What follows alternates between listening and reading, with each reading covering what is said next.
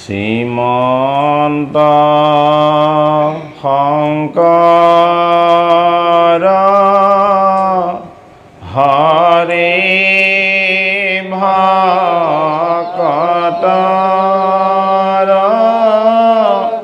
জানা যেন কল্পতৰু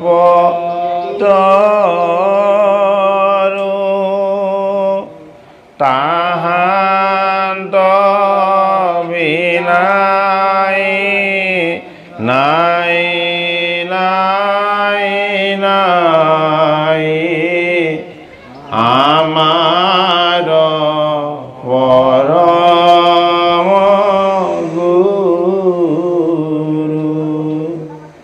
ৰাম আমাৰ পৰম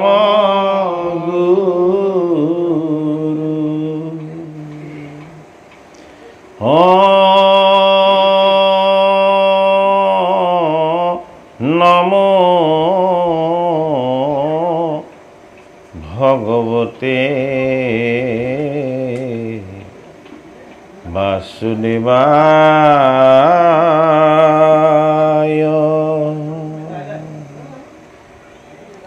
ভাগৱত প্ৰশংসা। ভাৰত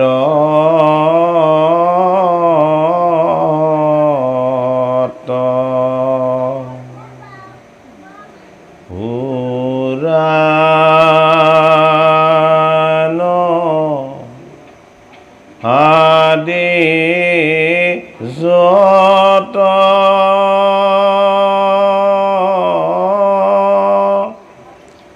প্ৰকাশ কৰয় নানা মত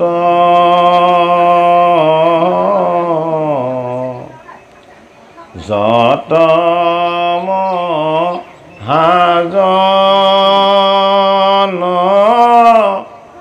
সমাৰ সভা মধ্যত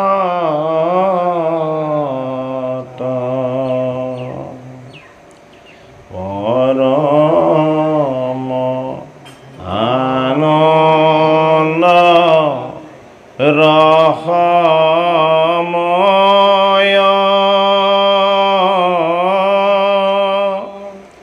কোটি সূৰ্য সম প্ৰকাশয়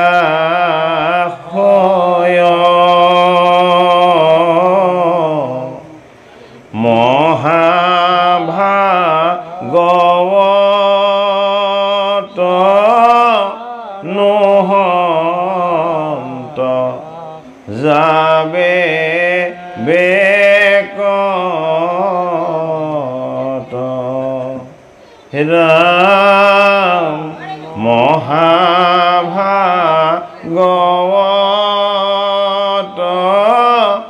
নহন্ত যাবে বেকত।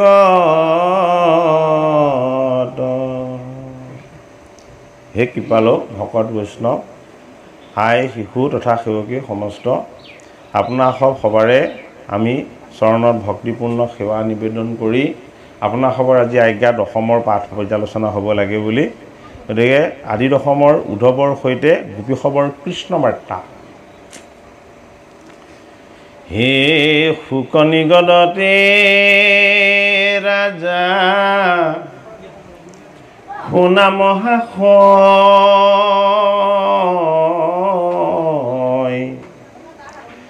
হেন উদ্ধৱক দেখি লেক গোপীশয়, জলে যেন পদ্ম সম বদন কমল, জলমল কৰে কৰ্ণে মকৰ কুণ্ড হে চামতনু প্ৰীত বস্তে দেখি অশুভ কৃষ্ণৰ সাৰূপ ইটো পাইলে কোনজন হে কৈৰহন্তে আইল কোনে পঠাইল ইহাক উদ্ধৱক বেৰিলে চুকে গোপী যা জানিল কৃষ্ণৰ এন্তে পৰম ভকত কৰিল সৎকাৰ তাংক হুয়াই বনত লজ্জায়ে কৰিল ইয়াতি হাস্য নিৰীক্ষণ হে পুছিলা কুশল বুলি মধুৰ বচন কৃষ্ণৰ সন্দেশ মাত্ৰাই আনি আছে জানি বিৰলক লাগি উদ্ধৱক মাতি আনি হে গৌৰৱে বসাইলানিয়া বিচিত্ৰ আসনে তাংকে বেৰি বহিল সমস্ত গোপীগণে হে বোলে সবে সাদৰি সম্বুধি উদ্ধৱ জানিলো কৃষ্ণৰ মুখ্য তুমি সেৱক পিতৃৰ মাতৃৰ প্ৰীতি সাধিমাক প্ৰতি পঠাইলন্ত তোমাক ব্ৰজক যদুপতি মুনি কোন চাৰে স্নেহ বন্ধু বান্ধৱৰ দুৰ্জয় মায়াত এইটো আন কোনৰ তাতে সে তোমাক কৃষ্ণে পঠাইল সাদৰি অনুহি গোকুলক কিয় সুমৰি বাহৰি ভাগৱতৰ 10ম স্কন্ধত ভগৱান কৃষ্ণই কৃষ্ণৰ যি ভকতিৰ প্ৰেমৰ সত্যস্বৰূপ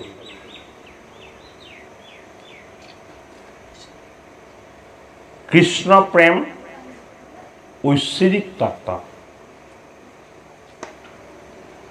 সেইটো কাৰণে কৃষ্ণতকৈ পবিত্ৰ আৰু কৃষ্ণতকৈ শুদ্ধ এই জগতত বেলেগ একো নাই বুলি কৈছে আৰু ভগৱান কৃষ্ণৰ নামতকৈ মহিমাযুক্ত আৰু আনন্দময় তত্ত্ব নাই 10ম স্কন্ধত আদি দশমত প্ৰথমতেই ভগৱান কৃষ্ণৰ পিতৃ বসুদেৱ আৰু মাতৃ দৈৱকীৰ বিবাহ হৈছে এই বসুদেৱ আৰু দৈৱকীৰ বিবাহৰ পাছত আকাশবাণী হৈছে বিবাহৰ পাছত আকাশবাণী যিটো প্ৰকাশ হৈছে সেইটো সত্যটোক প্ৰকাশ কৰিছে কংসৰ কাৰণে যে হেৰৌ মূৰ্খ কংস তই যি দুজনক বিবাহ কৰাই দিলি এই দুজনৰ অষ্টম পুত্ৰৰ হাতত তোৰ মৃত্যু হ'ব এতিয়া গণ্ডগোল নকৰিব মাইকটো বেছি হৈছে ইকোটো কমাই দিয়ক ইকোটো অকণমান কমাই দিব।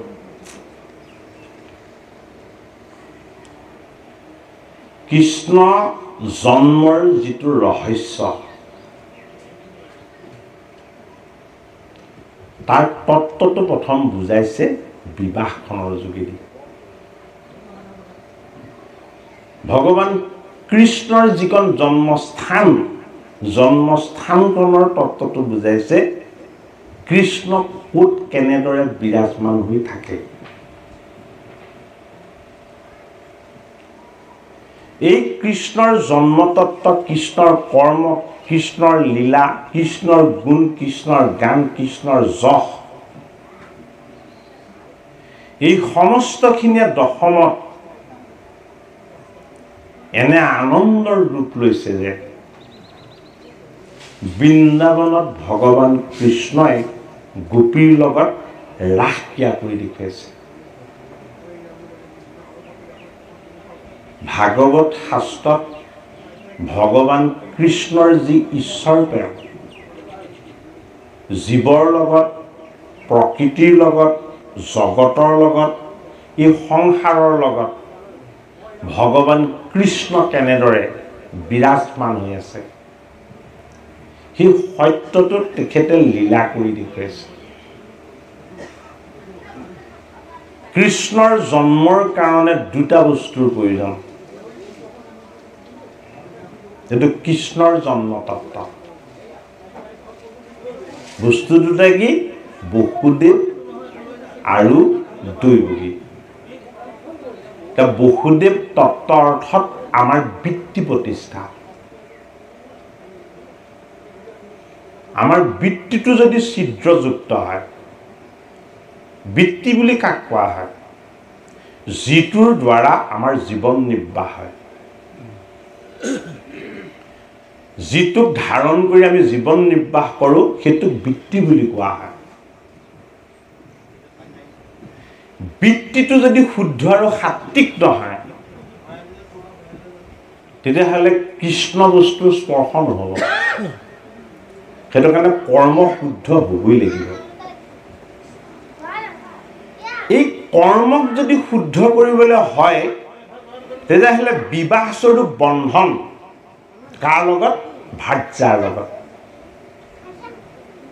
ভাৰ্যা কি? ভাৰ্যা হ'ল মনৰ বৃত্তিবিলাক,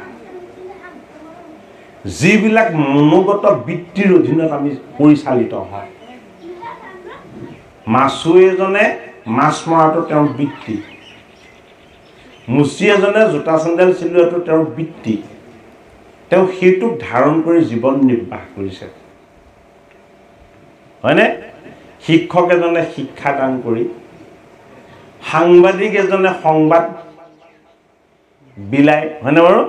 এইবিলাক হ'ল বৃত্তি। কিন্তু এই বৃত্তিবিলাকত যদি ভক্তি নাথাকে, শুদ্ধতা নাথাকে, পবিত্ৰতা নাথাকে, তেতিয়াহ'লে সেই বেয়া বৃত্তিবিলাকৰ নামটোৱে হ'ল কংস।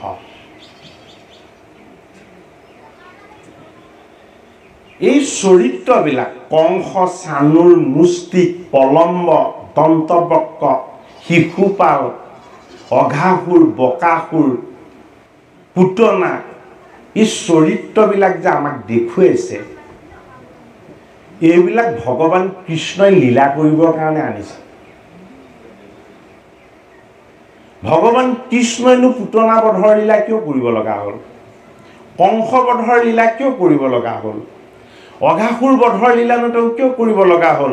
চক্ৰবাতকনো তেওঁ কিয় বধ কৰি দেখুৱাইছে? আমি পদৰ যোগেদি তাৰ সাধাৰণ অৰ্থটোত যদি আমি ৰৈ যাওঁ তেতিয়াহ'লে ভাগৱত আমাৰ হৃদয়ত প্ৰৱেশ নহ'ব। ভাগৱত কোৰ শাস্ত্ৰ? বৈকুণ্ঠৰ শাস্ত্ৰ। ভাগৱত শ্ৰৱণ কৰি থাকোঁতে আমি বৈকুণ্ঠত থকা আনন্দটো পাই থাকিব লাগিব। ভাগৱত কীৰ্তন কৰি থাকোঁতে আমি ভগৱন্তৰ লগত আমি একেলগে আছোঁ, এই অনুভৱটো আমাৰ হৃদয়ত হৈ থাকিব লাগিব। সেইটো কাৰণে এই শাস্ত্ৰভাগৰ নামটো কি বুলি দিয়া হৈছে? বৈকুণ্ঠৰ কল্পতৰু বুলি কোৱা হৈছে। আজি আপোনাসৱে ভাগৱত পাঠ পৰ্যালোচনা শ্ৰৱণ কৰিম বুলি ঘৰৰ পৰা আহিছে, কিন্তু বিয়া বা অন্যান্য উৎসৱৰ কাৰণে যেনেদৰে যায় আজি তেনেকৈ অহা নাই। কিন্তু প্ৰত্যেকেই ঈশ্বৰ পৰায়ণ হৈ ভক্তিভাৱেৰে ভগৱন্তৰ সেৱাত যে ঈশ্বৰ কৃষ্ণৰ আমি অকণমান আশীৰ্বাদৰ ভাগ পাম। কোনেনো এই অনুষ্ঠানত খাবলৈ আহে, কিবা এটা নিবলৈ আহে, হয়নে? সেই উদ্দেশ্যত কোনো নাহে। প্ৰত্যেকৰে উদ্দেশ্য এটা, সেইটো কাৰণে এই অনুষ্ঠান অতি পবিত্ৰ। সেৱকীৰ উদ্দেশ্য ভকত বৈষ্ণৱৰ চৰণ সেৱাৰে ভগৱন্তৰ অকণমান কথা পাঠ পৰ্যালোচনাৰে সেৱকীয়ে আশীৰ্বাদ ল'ব। আৰু যিসকল ভকত বৈষ্ণৱ হৈ আশীৰ্বাদ দিবলৈ আহিব তেখেতসকলৰ উদ্দেশ্য এটা, যে ভগৱান কৃষ্ণৰ গুণ গান আৰু যশৰ দ্বাৰা আমাৰ লগতো যিবিলাক কলিকিত মল আছে, পাপ আছে, তাপ আছে, এইবিলাকৰ পৰা যাতে আমিও অকণমান উপশম পাব পাৰোঁ, আমিও যাতে জীৱনত এই পুণ্যৰ অকণমান ভাগ লাভ কৰিব পাৰোঁ। জীৱনত পুণ্যৰ ভাগ কাৰ দ্বাৰা পোৱা যাব? কৃষ্ণই কৈছে মোৰ দ্বাৰা প্ৰত্যক্ষ নাপায়। দশমত গ'লে কৃষ্ণই প্ৰত্যক্ষভাৱে কাকো পুণ্যৰ ভাগ নিদিয়ে।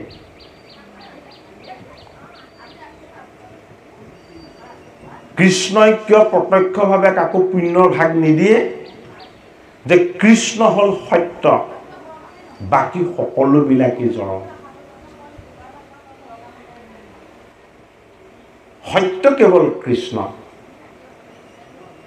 সেইটো কাৰণে সত্য বস্তুটোৰ সন্ধান কোনে পাব? যি সত্যত আশ্ৰিত হ'ব বিচাৰে।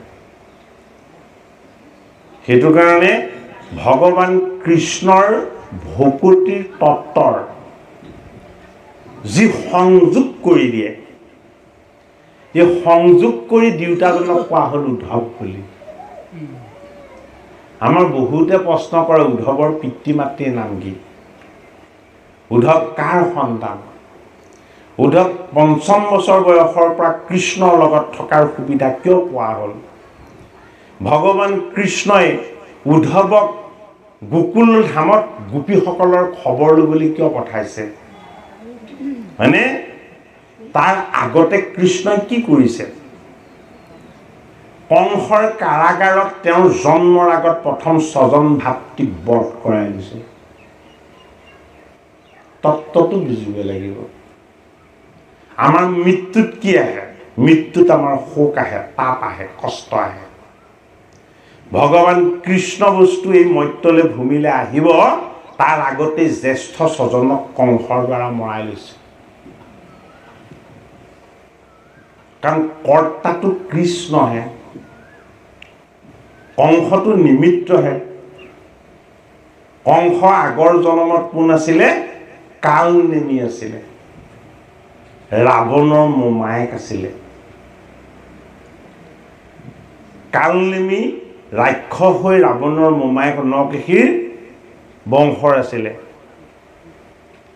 আৰু তেতিয়া ভগৱান ৰামচন্দ্ৰই এইজনক বৰ দিছিলে যে তুমি ৰামৰ ইমান বৈৰী হ'ব বিচাৰিছা,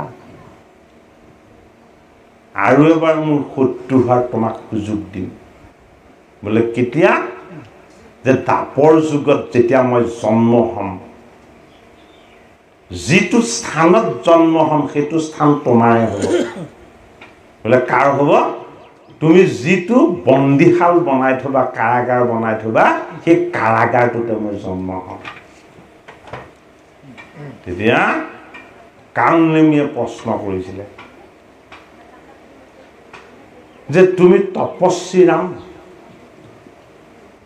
তুমি ৰাজহাউলি ত্যাগ কৰি তুমি বনবাসী হৈ জগতক দেখুৱাইছা, আকৌ তুমি পুনৰবাৰ জন্ম হ'বা এটা কাৰাগাৰত, এইটোনো কি কথা? তেতিয়া কালনেমীক ভগৱন্ত প্ৰভুৱে কৈছিলে যে তুমি বা তোমালোক ৰাক্ষসসকল অজ্ঞান অবিদ্যা জড়তা এইবিলাকৰ কাৰাগাৰত বন্দী হৈ আছা। অজ্ঞান অবিদ্যা আৰু জড়তাৰ কাৰাগাৰ। এই কাৰাগাৰৰ পৰা মই ৰাম হৈ আহি তোমালোকক মুক্ত কৰি দিব বিচাৰিছোঁ, কিন্তু তোমালোকে মোৰ লগতো শত্ৰুতাই কৰি আছা। গতিকে তোমালোকক জনমে জনমে তোমালোকক জীৱন কাৰাগাৰৰ পৰা মই মুক্ত কৰি বৈকুণ্ঠ ধামৰ আনন্দ দান কৰাৰ ব্যৱস্থা কৰিম। সেইটো কাৰণেই তুমি নিৰ্মাণ কৰি দিয়া কাৰাগাৰটোতে গৈ মই জন্ম হম। কাৰাগাৰ হ'ল কি? বন্দীশাল। আমি ক'ত বন্দী হলো? আমি প্ৰত্যেকে বন্দী হলো আহি ক'ত? এই ৰজগুণী দেহটো। এই ৰজগুণী দেহটোত আহি বন্দী হৈছে আমাৰ জীৱটো।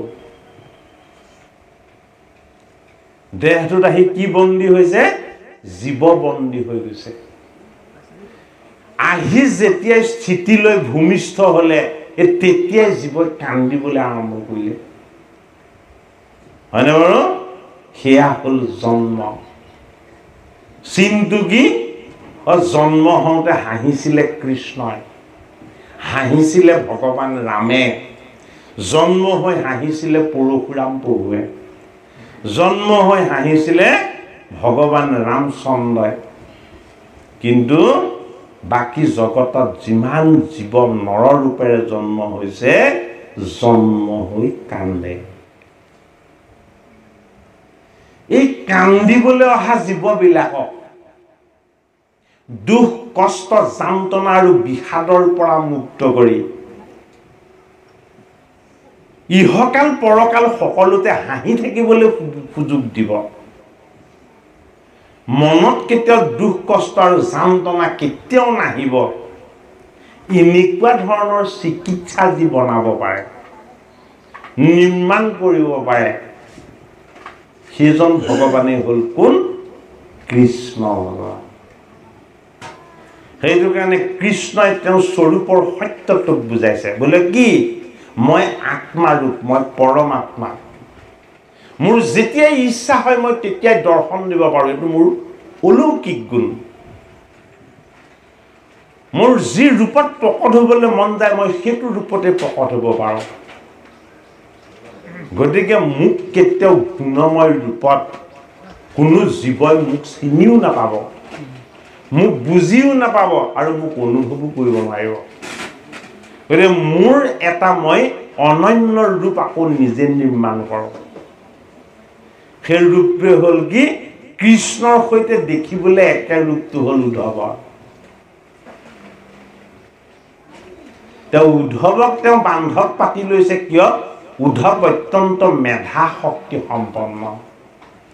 উদ্ধৱ দেখিবলৈ কৃষ্ণৰ দৰেই, আৰু উদ্ধৱক কৃষ্ণই বান্ধৱ পাতি লৈছে এইটো কাৰণেই যে উদ্ধৱে কৃষ্ণক যিমান শ্ৰদ্ধা ভক্তি কৰে এই জগতত কোনেও সিমান শ্ৰদ্ধা ভক্তি নকৰে। সেইটো কাৰণে ভগৱান কৃষ্ণই সদায় লগত ৰাখিছে কাক? প্ৰাণৰ বান্ধৱ উদ্ধৱ। উদ্ধৱৰ পৰা তেওঁ জ্ঞান লয়, বিদ্যাৰ বুদ্ধি লয় আৰু বিপদৰ সময়ত পৰামৰ্শ লয়। এইবিলাকনো তেওঁ কিয় কৰি দেখাইছে? তাৰ উদ্দেশ্য এটাই যে আমি মায়া কৃষ্ণজনক যাতে বিচাৰি ভ্ৰমিত হৈ নুফুৰো। এই জগতত জীৱৰূপেৰে যিমানবোৰ ঈশ্বৰৰ অংশ আছে সকলোবিলাকতে চৈতন্য কৃষ্ণ বিৰাজমান হৈ আছে। এই বিৰাজমান হৈ থকা চৈতন্য কৃষ্ণক আমাৰ মাজত যেতিয়া তেওঁ আছে, আমি তেওঁক আমাৰ মাজত কেনেকে জাগ্ৰত কৰি জগাই তুলিম? আমাৰ লগত থকা কৃষ্ণক জাগ্ৰত কৰি যি জগাই তুলিব সেইজন হ'ল উদ্ধৱ। আমাৰ লগত আত্মাৰ ৰূপত পৰমাত্মা কৃষ্ণ নাই জানো? প্ৰত্যেকৰে লগত হয়তো কোনোবাই অনুভৱ কৰিছে কোনোবাই নাই কৰা কিন্তু যে ভাগৱত শাস্ত্ৰ শ্ৰৱণ কীৰ্তন আৰু মনন কৰিছে তেওঁলোকৰ সেইটো অনুভৱ হৈ যায় কিয় অনুভৱ হৈ যায় যে ভগৱান কৃষ্ণ মোৰ হৃদয়ত বিৰাজমান হৈ আছে এই অনুভৱটো আমাৰ হ'ব লাগিব যদি কৃষ্ণক আমি বাহিৰত বিচাৰি ফুৰো এয়া আমাৰ মনৰ ভ্ৰম কৃষ্ণৰ নাম কি হৃদয়ানন্দ ভগৱান কৃষ্ণৰ এটা নাম কি হৃষিকেশ আৰু ভগৱান কৃষ্ণৰ নাম কি ভগৱান কৃষ্ণৰ নাম গোপী কৃষ্ণ অকল কৃষ্ণ নাম গোপী কৃষ্ণ এই নামবিলাকৰ তত্ত্বৰ দ্বাৰা ঈশ্বৰে তেওঁৰ স্বৰূপক প্ৰকাশ কৰি আমাক বুজাব বিচাৰিছে সেইটো কাৰণে উদ্ধৱ ভগৱান কৃষ্ণৰ প্ৰাণৰ বান্ধৱ কিয় প্ৰাণৰ বান্ধৱ উদ্ধৱে সকলোকে এটা কথাকে পৰিচয় কৰি দিব বিচাৰে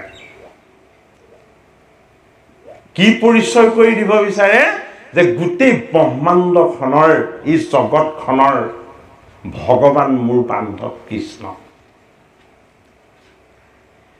এইজন কৃষ্ণই হল জগতৰ ঈশ্বৰ এইজনৰ বাহিৰে জগতত বেলেগ ঈশ্বৰ নাই সেইটো কাৰণে ভগৱান কৃষ্ণই উদ্ধৱক কি পাতি ললে বান্ধৱ পাতি ললে কৃষ্ণক চিনি নাপালে কংসই কৃষ্ণক চিনি নাপালে পুতনাই কৃষ্ণক চিনি নাপালে অঘাসুৰ বকাসুৰ চক্ৰবাদ দন্তবত্ত শিশুপাল জৰাসন্ধ ইত্যাদি কোনো কৃষ্ণক চিনি নাপালে কৃষ্ণক প্ৰথম চিনি পাইছিলে কোনে তেওঁ পিতৃ মাতৃ বসুদেৱ আৰু দৈৱকীয়ে ঈশ্বৰ বুলি প্ৰথম কৃষ্ণক চিনি পাইছিলে বসুদেৱ আৰু দৈৱকীয়ে কেনেকৈ চিনি পাইছিলে যে কংসৰ হাতৰ পৰা যি বাচিব পাৰিছে এইজন নৰ হ'ব নোৱাৰিব এজন নাৰায়ণ হ'ব লাগিব কাৰণ কংসই 6টা পুত্ৰক শিলত এচাৰি এচাৰি মৃত্যু দিলে 7ম পুত্ৰটি গৰ্ভত স্থিতি ললে আৰু কি হল 7মত আহিল অনন্ত ঈশ্বৰ অনন্ত শকতি তুমি ৰাম ঈশ্বৰৰ শকতিটো কি অনন্ত শকতি দৈৱকীৰ গৰ্ভত স্থিতিহে ললে স্থিতি লোৱাৰ আনন্দটো 7ম মাহলৈকে দিলে 8ম মাহ নে 9ম মাহ হোৱাৰ লগে লগে কি হৈ গল ৰোহিণীৰ গৰ্ভলৈ ধাৱমান হল এনে অলৌকিক ঘটনা ক'ৰবাত আছে জানো ভাগৱতৰ বাহিৰে এগৰাকী মাতৃৰ গৰ্ভৰ পৰা সন্তানটো অন্তৰ্নিহিত হৈ অন্য এগৰাকী মাতৃৰ গৰ্ভত স্থিতি ল'ব পাৰে হয়নে ৰাম মানে হল আত্মা দে এইজন নামৰ নামটো কি বলৰাম আত্মাৰ যিটো বল আত্মাৰ যিটো শক্তি আত্মাৰ যিটো সামৰ্থ্য তাকে দেখুৱালে বোলে কি মোৰ জন্ম নাই মৃত্যু নাই মই ক'তো অবৰ্তমান নহয় মই যিদৰে দৈৱকীৰ গৰ্ভটো বিৰাজমান মই ৰোহিণীৰ গৰ্ভটো বিৰাজমান জগতৰ প্ৰতিগৰাকী মাতৃৰ গৰ্ভতেই মই বিৰাজমান হৈ আছো কিন্তু মই পুত্ৰ ৰূপত প্ৰকাশন ক'ত ৰোহিণীৰ গৰ্ভত ৰোহিণী কাৰ ভাৰ্যা ৰোহিণী বসুদেৱৰ ভাৰ্যা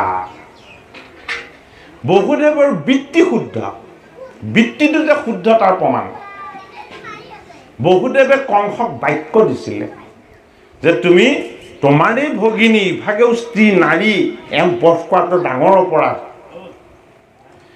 যদি এওঁক বধ কৰা তুমি স্ত্ৰীবধি পাতকত পৰিবা কিন্তু হে দাদা তুমিতো জ্ঞানী তুমিতো মানি মই তোমাক বাক্য দিছো দৈৱকীৰ হাততো মৃত্যু নাই মোৰ হাততো তোমাৰ মৃত্যু নাই মৃত্যু তোমাৰ দৈৱকীৰ পুত্ৰৰ হাততহে আৰু বিবাহ দিছা হয় পুত্ৰ যে হ'ব এইটো কোনে জানে কিজনী পুত্ৰ জন্ম হোৱাৰ আগতে স্বাভাৱিকভাৱে দৈৱকীৰ মৃত্যু হ'ব পাৰে গতিকে আগতীয়াকৈ যদি তুমি তেওঁক মৃত্যু দিয়া তেতিয়াহ'লে তোমাৰ ডাঙৰ অন্যায় হ'ব তুমি সময় লৈ অপেক্ষা কৰা সেইটো কাৰণে কি বুলি বাক্য দিলে যে যিমানটা সন্তান জন্ম হ'ব প্ৰতিটো সন্তান তোমাৰ হাতত তুলি দিম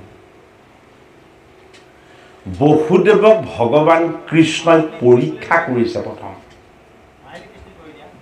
কি পৰীক্ষা কৰিছে যে মোৰ পিতৃ হ'বলৈ যদি তোমাৰ যোগ্যতা আছে এই বাৰু তেতিয়াহ'লে তুমি পুত্ৰৰ মুখটোৰ পৰা মুক্ত হৈ যাব লাগিব যি পিতৃৰ পুত্ৰৰ প্ৰতি মোহ থাকিব সেই পিতৃৰ ঔৰসত মই কেতিয়াও জন্ম নলওঁ সেইটো কাৰণে 6টা সন্তান বধ হৈ গ'ল বসুদেৱে কিন্তু বাক্যটো এৰা নাই বাক্য কাক দিছিলে কংসক দিছিলে এইটো কাৰণে পিতৃ প্ৰতিষ্ঠা বসুদেৱ বাক্য দিলে কিন্তু বাক্য ভংগ কৰা নাই আৰু ধৰ্ম তেওঁ ত্যাগ কৰা নাই পুত্ৰটোৰে মৃত্যু হওক মোৰ বাক্যটো কিয় মই অকলে যাবলৈ দিম কৰ্তা কোন কৰ্তা হ'ল ভগৱান কৃষ্ণ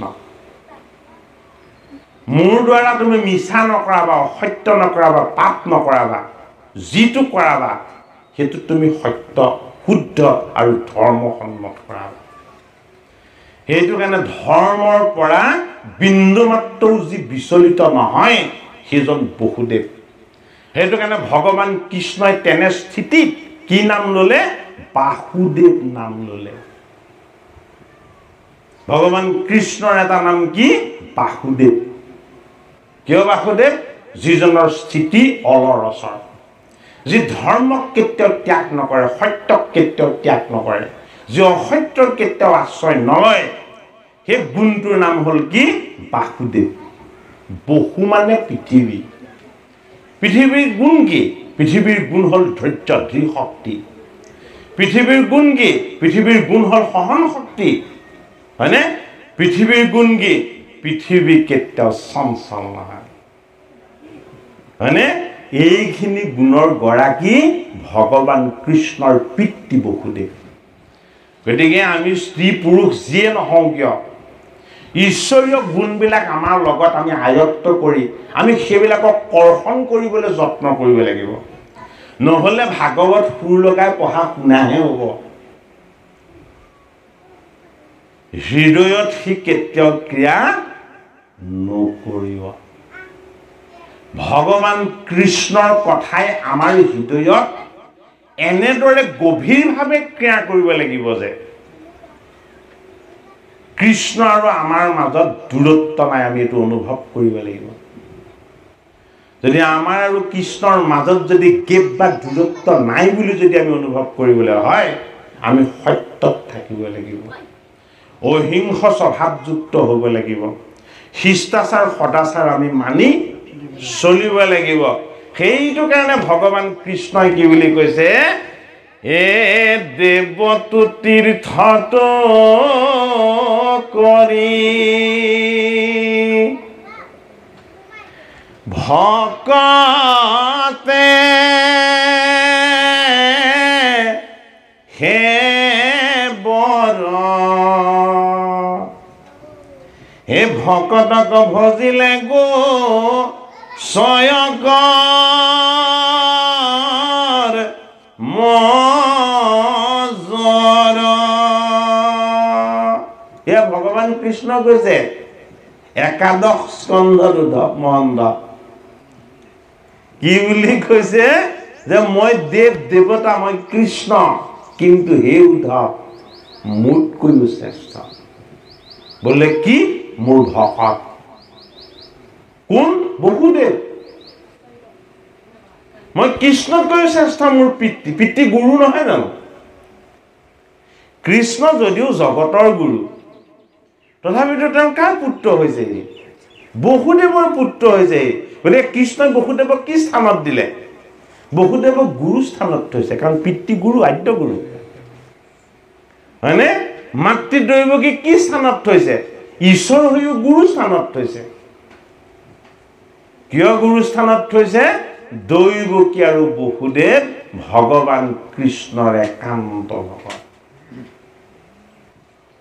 সেইটো কাৰণে উদ্ধৱ মহন্তৰ দ্বাৰা আৰু গোপীসকলৰ দ্বাৰা ভগৱান কৃষ্ণই লীলা কৰি আমাক বুজাব বিচাৰিছে যে মোৰ বাতৰি নি ভকতৰ মাজত যি বিলাই দিব সেইজন হ'ব উদ্ধৱ, আৰু মোৰ বাতৰি শুনিবৰ কাৰণে যি আকুল হৈ থাকিব,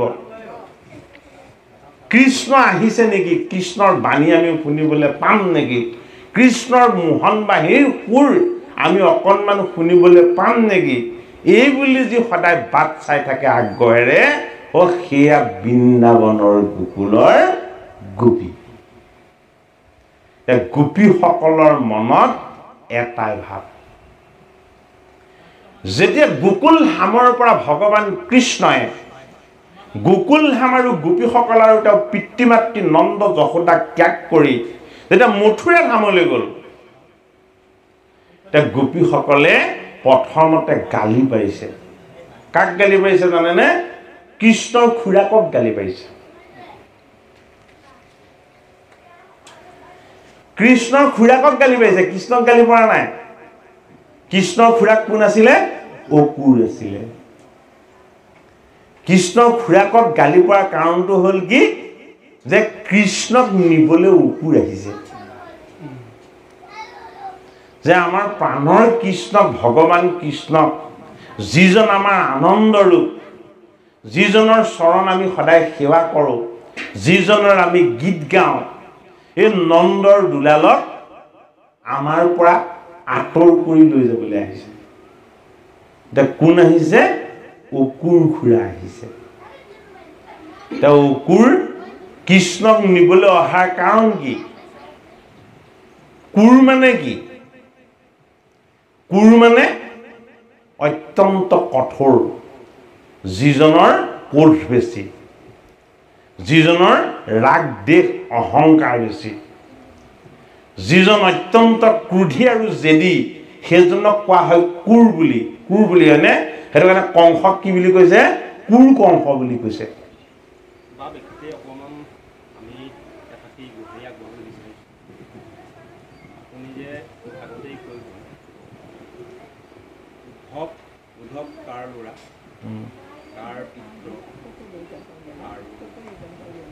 মহন্ত কেনেকৈ হ'ল তাৰ অকণমান আমি জানিবহে বিচাৰিছোঁ যে এই মনৰ মাজত কোনোদিন কাৰো প্ৰতি ঈৰ্ষা দেশ বিদ্বেষ, কাৰো প্ৰতি অকণো প্ৰতিশোধ কাৰ নাছিলে? অকুৰৰ নাছিলে। কিয় নাছিলে? অকুৰৰ পিতৃ আছিলে সফল নামটো। সফল কি আছিলে? ভগৱানৰ এজন ভকত আছিলে। ইমানেই সাধক আৰু ইমানেই তেওঁ তপোময় উপাসক, গোটেই জগতখনক তেওঁ ব্ৰহ্মময় দেখে। এবাৰ বাৰাণসীত বহুত দিন বৃষ্টিপাত নোহোৱা হ'ল। ৰৌদ্ৰৰ তাপত গোটেই বিৰিখ লতিকা তিন তৰু গোটেই পৃথিৱী শুকাই গৈছে, জ্বলি যাব লগা হৈছে। এতিয়া বাৰাণসী বাসীসকলে ভগৱানক চিন্তা কৰিছে যে এই দুখ তাপ আৰু পীড়াৰ পৰা বৃষ্টিপাত আহি আমাক কেতিয়া উদ্ধাৰ কৰিব। তেতিয়া কোনো কোনো সন্ত মহন্তই ক'লে যে মথুৰাত এজন সন্ত আছে, নামটো কি? নামটো সফল। বোলে কি কৰিব লাগিব? বোলে সেইজনক আদৰি সাদৰি আনি তেওঁ চৰণ ধুৱাই, তেওঁক তুতি নতি কৰি, তেওঁক ঈশ্বৰ জ্ঞান কৰি হৰিক উপাসনা কৰিবৰ কাৰণে আমি ক'ব লাগিব। ভগৱান যে প্ৰত্যক্ষভাৱে নেনামে তাৰ প্ৰমাণ উদ্ধৱ। ভগৱান কাৰ দ্বাৰা প্ৰকাশ হ'ব? উদ্ধৱৰ দ্বাৰা প্ৰকাশ হ'ব। সেইটো কাৰণে উদ্ধৱ হ'ল মাধ্যম। এই সফলকে যেতিয়া তাত গৈ তেওঁক নি তেওঁক ঈশ্বৰ জ্ঞান কৰি যেতিয়া তেওঁক তুতি নুতি কৰিলে, সফলকে তেতিয়া কি কৰিলে?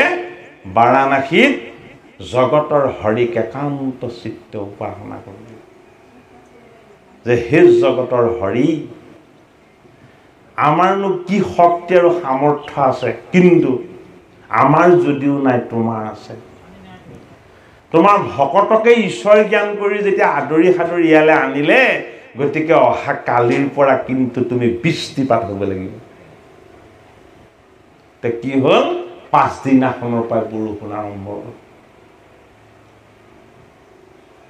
তাৰ পাঁচদিনৰ পৰা বৰষুণ আৰম্ভ হৈ গ'ল বহুত মাহ ধৰি অনাবৃষ্টি আছিলে আৰু এজন বৈষ্ণৱ গৈ তাত হৰিক উপাসনা কৰাৰ লগে লগে কি হৈ গ'ল বৃষ্টিপাত আহি গ'ল ভগৱান কৃষ্ণই সংকেত দিছে বোলে কি মই যাম মই যোৱাৰ আগতে মই ক'ত ক'ত বিৰাজমান হৈ থাকোঁ সেইটো প্ৰথমতে পৰিচয় লৈ লোৱা তে ক'ত বিৰাজমান হৈছিলে তেওঁ এই সফলকৰ হৃদয়ত বিৰাজমান হৈছিলে আৰু সেইজন সফলকৰ পুত্ৰ হ'ল কোন অকুৰ অকুৰৰ জন্মৰ পৰা সদায় আনন্দ কোনো ৰাগ দেশ অহংকাৰ এইবিলাক নাই কিয়নো ভগৱান কৃষ্ণক মথুৰালৈ নিবলৈ তেওঁ আহিব য'ত জন্ম হ'ল কৃষ্ণ তাত কৃষ্ণ নাথাকে জন্ম হোৱা ঠাইখনত কৃষ্ণ নাথাকে কৃষ্ণ ক'ত প্ৰতিপালন হ'ব গোকুল ধামত প্ৰতিপালন হ'ব তত্ত্ব কথা য'ত জন্ম হয় তাতনো তেওঁ কিয় প্ৰতিপালন নহয়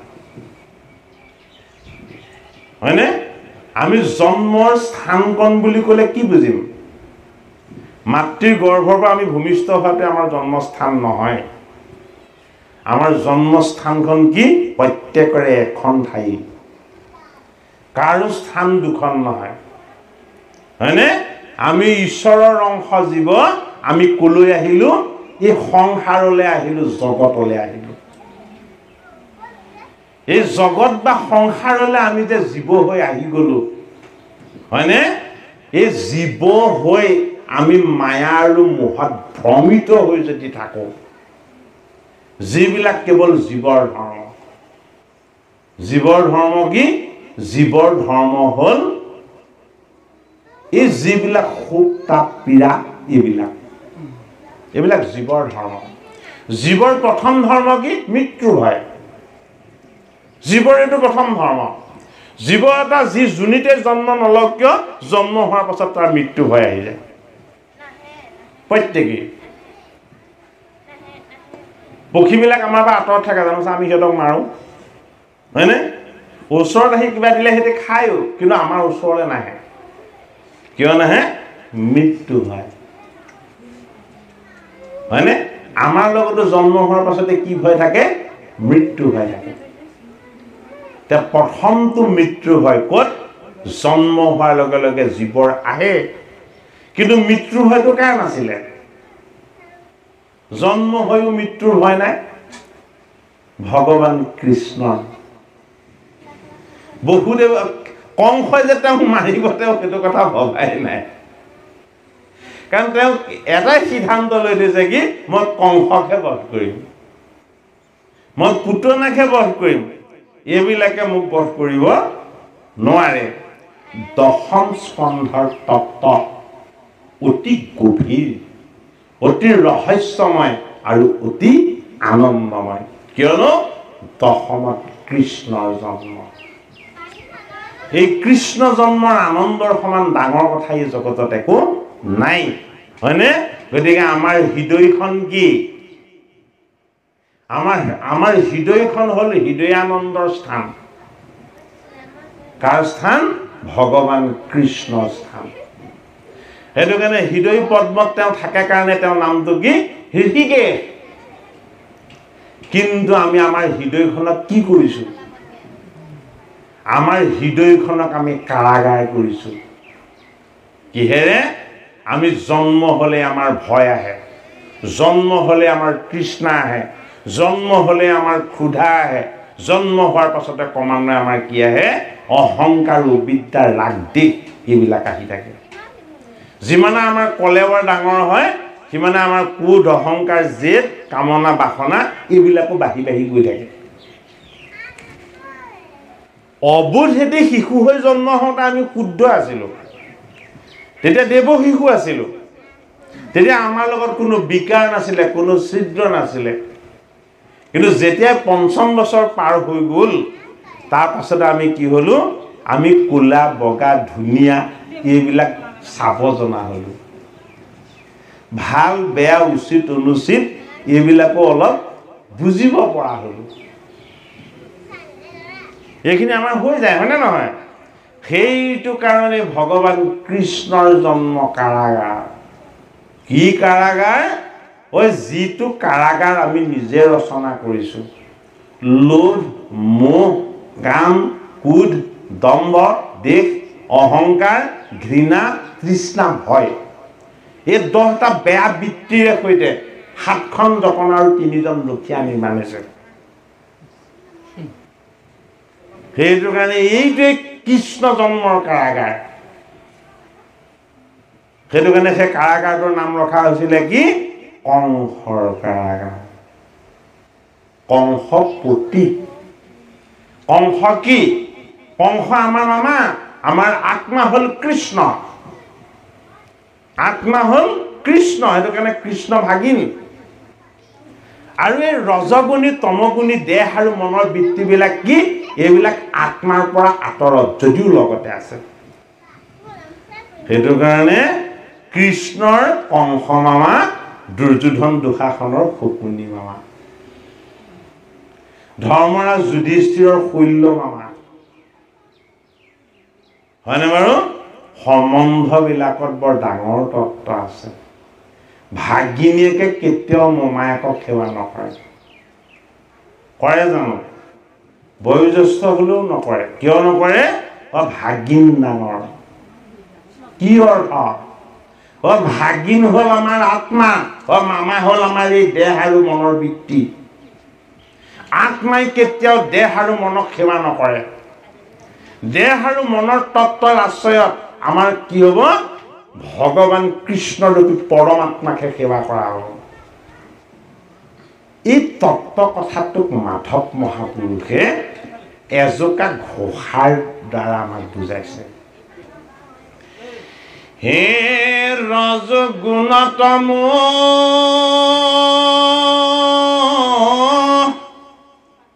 গুণময় বিত্ৰী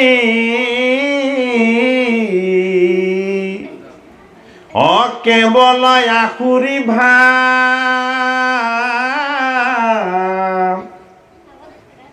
হে শুদ্ধ সতবিত্ৰী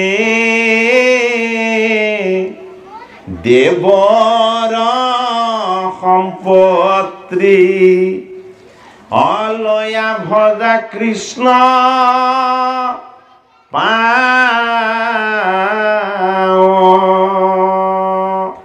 ৰজু গুণ তমু গুণময় বিত্ৰী কেৱল আসুৰী ভাৱ।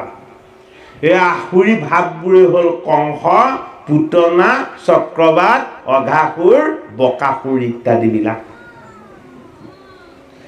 কংস মামা হ'ল আমাৰ কি? এই দেহটো। এই দেহটো পঞ্চভূতৰ দেহটো কি? এইটো ৰজগুণী। ৰজগুণৰ বৈশিষ্ট্য কি? ৰজগুণৰ বৈশিষ্ট্য হ'ল তাৰ সৃষ্টিৰ শক্তি আৰু সামৰ্থ্য থাকে, অথচ ই পৰিৱৰ্তনশীল আৰু ক্ষয়শীল। সেইটো কাৰণে ৰজগুণত কোন? ৰজগুণত ব্ৰহ্মা। তমগুণত কোন? তমগুণত হৰ। আৰু সত্যগুণত কোন? সত্যগুণত বিষ্ণু। বিষ্ণুনো কিয় সত্যগুণ? ব্ৰহ্মানো কিয় ৰজগুণ? আৰু ৰুদ্ৰনো কিয় তমগুণ? এই 3টা গুণ আমাৰ লগত আছে। সত্যগুণত কি আছে? আমাৰ শুদ্ধ মন, ভাৱ আৰু চিন্তা। এয়া হ'ল সত্যগুণ। যি গুণৰ দ্বাৰা আমি ভকতৰ সংগ লওঁ, ভগৱানৰ উপাসনা কৰোঁ। অধৰ্ম, অন্যায়, ৰাগ, দেশ এইবিলাকৰ পৰা আমি মুক্ত হ'বলৈ যি গুণৰ দ্বাৰা জন্ম আমি চেষ্টা কৰোঁ, সেয়া হ'ল কি গুণ? সাত্বিক গুণ। যিটো গুণৰ দ্বাৰা আমি ক্ৰোধী হওঁ, জেদী হওঁ, অহংকাৰী হওঁ, ঠগ প্ৰবঞ্চক ইত্যাদিবিলাক হওঁ, এইটো তমোগুণ। যিটো গুণৰ দ্বাৰা আমি ভোগ বিলাসী আনন্দ হয়নে আৰু অত্যন্ত চঞ্চল হ'বলৈ চেষ্টা কৰোঁ, সেইটো হ'ল ৰজগুণ। সেইটো কাৰণে ভগৱান কৃষ্ণই ভকত নিৰ্মাণ কৰোঁতে আমাক বুজাই কৰিছে, বৈষ্ণৱ নিৰ্মাণ কৰোঁতে আমাক বুজাইহে কৰিছে। আমি ভকতো হ'ব পৰা নাই, আমি বৈষ্ণৱো হ'ব পৰা নাই। কিয় হ'ব পৰা নাই? এইটো হ'ব পৰা নাযায়, ভগৱান কৃষ্ণই নিৰ্মাণ কৰে। ভকত আৰু বৈষ্ণৱ নিৰ্মাণ কৰা কামটো কোনে কৰে? ভগৱান কৃষ্ণই কৰে। সেইটো কাৰণে কৈছে যে মোৰ ভকততকৈ মোৰ প্ৰিয় কোনো নাই বুলি। ভগৱান কৃষ্ণৰ সেৱক বা উপাসক হ'বলৈ যত্ন কৰাটো শুদ্ধ জীৱৰ লক্ষণ। জীৱটো যদি শুদ্ধ নহয়, তেতিয়াহ'লে সেইফালে কেতিয়াও পানী মানিব নোৱাৰে। এতিয়া বসুদেৱ আমাৰ বৃত্তি প্ৰতিষ্ঠা, দৈৱকী আমাৰ ভক্তি প্ৰতিষ্ঠা। এই বৃত্তি প্ৰতিষ্ঠা আৰু ভক্তি প্ৰতিষ্ঠা যদি এক হয়, এয়া বসুদেৱ দৈৱকীৰ বিবাহ। তেতিয়া কি হ'ব? এই ৰজগুণী দেহৰ ভোগ বিলাস আনন্দবিলাক কমি যাব। সেইটোকে কোৱা হৈছে কংসৰ মৃত্যু। কংসক কায়িকভাৱে মৃত্যু দিয়াৰ কথাটো কৃষ্ণই কোৱা নাই। কৃষ্ণই গদাৰে প্ৰহাৰ কৰি কংসক বধ কৰিব লাগে জানো? নেলাগে। কৃষ্ণ কি? কৃষ্ণ হ'ল আত্মা। কংসৰ লগত বিৰাজমান হৈ থকাৰ পৰা তেওঁ অন্তৰ্নিহিত হৈ গুচি গ'লে হৈ গ'ল, একো কৰিবৰ প্ৰয়োজন নাই। কিন্তু কংসক মৰিয়াই মৰিয়াই বধ কৰিছে, পিটি পিটি মাৰি মাৰি বধ কৰিছে। কিয় বধ কৰিছে? কৃষ্ণ হ'ল অমৃত আৰু কংস হ'ল কি? কংস হ'ল পাপ। এই পাপবিলাকক কৃষ্ণৰ স্পৰ্শ লাগিব।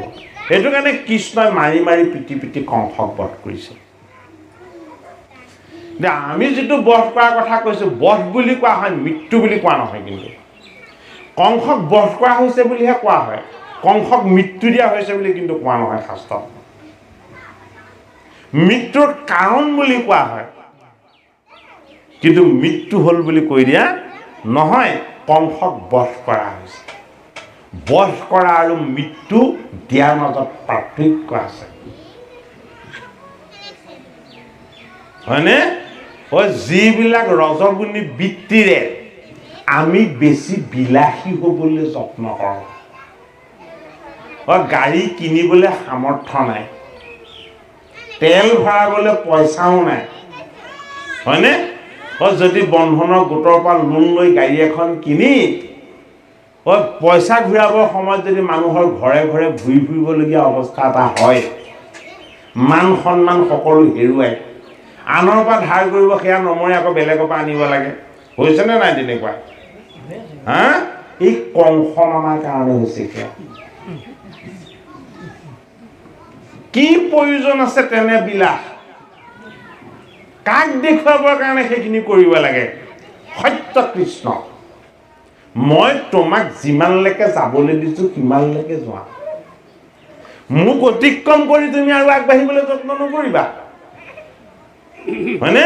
মন শুদ্ধ কৰা, হৃদয়খন স্বচ্ছ কৰা, বৃত্তিবিলাক ধৰ্মশীল কৰা, চঞ্চল নকৰিবা, বৃত্তিবিলাকক ঈশ্বৰমুখী কৰা। বোলে কি? মই তোমাৰ সদায় সহায় হওঁ। ভগৱান কৃষ্ণ কিন্তু নিৰপেক্ষ নহয়। নিৰপেক্ষ মানে পক্ষপাতিত্ব নোলোৱা নহয় জানো? ভগৱান কৃষ্ণ কিন্তু নিৰপেক্ষ নহয়। ভগৱান কৃষ্ণ সকলোতে সকলোতে সমানে থাকে, কিন্তু তেওঁ নিৰপেক্ষ নহয়। তেওঁ কাৰ পক্ষ লয়? তেওঁ ভকতৰ পক্ষ লয়। তাৰ প্ৰমাণ শক্তি, সামৰ্থ্য আৰু সহযোগীৰ পৰিমাণ কৌৰৱৰ বেছি আছিলে, 11 পক্ষহীন, হয়নে?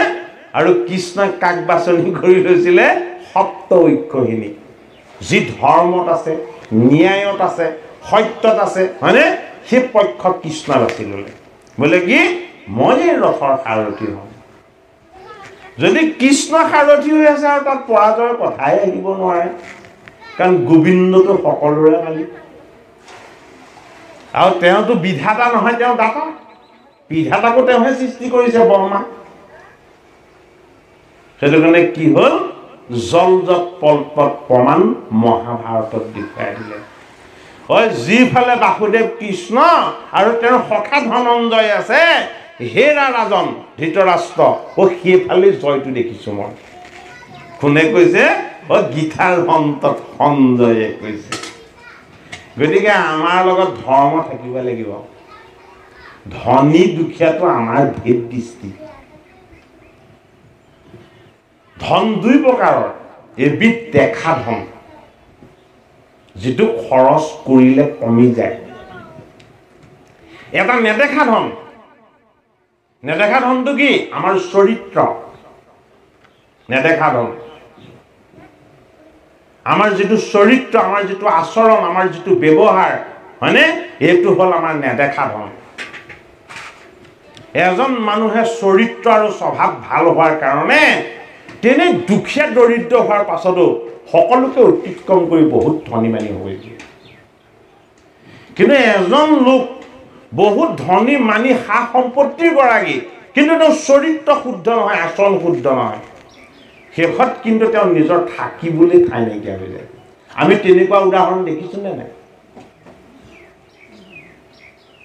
হয়নে আমাৰ নেদেখা সম্পত্তিটো হ'ল আমাৰ চৰিত্ৰ গতিকে আমি আমাৰ চৰিত্ৰটোক নিকা কৰি যদি ৰাখিবলৈ হয় তেতিয়াহ'লে আমি ক'ত আশ্ৰয় ল'ব লাগিব আমি গীতা ভাগৱত আৰু ভকতৰ সংগৰ আশ্ৰয় ল'ব লাগিব গীতাৰ পৰা ল'ব লাগিব ঈশ্বৰৰ শৰণ ভজনৰ আনন্দময় তত্ত্ব ভাগৱতৰ পৰা ল'ব লাগিব আমি ভকতিৰ তত্ত্ব এই ভাগৱতৰ পৰা ভকতিৰ তত্ত্ব আৰু কৃষ্ণৰ চৰিত্ৰৰ জপবোৰ লীলাৰ আধ্যাত্মিক যিখিনি অনুভৱ এই অনুভৱখিনি যদি আমি ল'ব পাৰোঁ আমাৰ কৃষ্ণ অমৃত পান হ'ব এই কৃষ্ণৰ অমৃত যি পান কৰে সেয়া বৃন্দাবন আৰু গোকুল ধামৰ গোপী সেইটো কাৰণে সংবাদ কাক দিবলৈ কৈছে গোপীক দিবলৈ গৈছে কোন গৈছে কৃষ্ণ যোৱা নাই কৃষ্ণৰ প্ৰাণ গৈছে